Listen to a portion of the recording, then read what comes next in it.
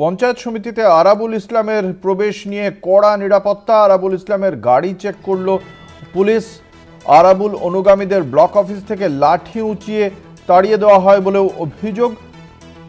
বিশদে জানবো, আমাদের সঙ্গে রয়েছেন আমাদের প্রতিনিধি জাহাঙ্গীর হোসেন। আমরা দেখেছিলাম জাহাঙ্গীর, যে আদালতের নির্দেশে সপ্তাহে দুদিন ভাঙড় 2 পঞ্চায়েত সমিতিতে যাওয়ার অনুমতি পেয়েছিলেন আরাবুল ইসলাম। প্রথম দিন সেক্ষেত্রে বহু অনুগামী উপস্থিত হয়েছিলেন। আজকের চিত্রটা ঠিক কি ছিল?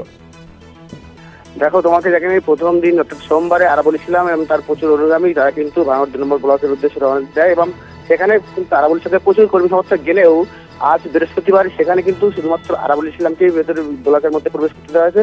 এবং ঢোকার পূর্বে কিন্তু কলকাতা পুলিশের বিশাল টিম তারা কিন্তু বিভিন্ন জায়গায় নাকা চেকিং চালায়। পাশাপাশি যে বিডিও অফিসের মেন গেট সেখানে কিন্তু নাকা চেকিং চালায় এবং সেখানে নাকা চেকিং চালানোর সময় দেখা যায় আরাবুল ইসলামের গাড়িতে কিছু প্লাস্টিকের পাইপ এবং কিছু উইকেট দেখতে পাওয়া যায়। এনেই কিন্তু চাঞ্চল্য সৃষ্টি হয়েছে ইতিমধ্যে। এবং আরাবুল ইসলামের যে গাড়িটা ছিল সেই গাড়ি আটকে দিয়ে আরাবুল ইসলামকে কিন্তু এই বিডিও অফিসের মধ্যে প্রবেশ করতে দেওয়া হয়েছে। তবে মেন গেটের সামনে যে সোমবার যে প্রচুর একটা ভিড় ছিল সেই ভিড়টা আজকে কোনো রকম জমায়েত করতে দেয়নি, কারণ যে সমস্ত অনুগামীরা শওকত মোল্লার অনুগামী বা আরাবুল ইসলামের অনুগামী যারা কিন্তু ছিল তাদেরকে সকাল থেকে কিন্তু ছত্রভঙ্গ করে সেই এলাকা থেকে সরিয়ে দেওয়া হয়েছে।